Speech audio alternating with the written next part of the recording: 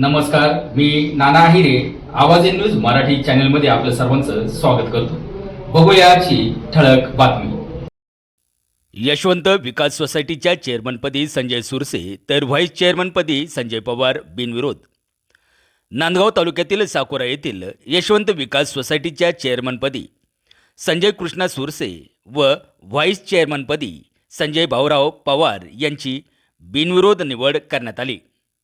यावेळी साकोरा ग्रामपंचायतीचे सरपंच अतुल पाटील, मराठा विद्याप्रसारक संस्थेचे संचालक अमित बोरसे पाटील, माजी जिल्हा परिषद सदस्य रमेश बोरसे, मार्केट कमिटीचे माजी सभापती सतीश बोरसे, संजय आहिरे यांच्यासह संस्थेचे सदस्य व ग्रामस्थ मोठ्या संख्येने उपस्थित होते.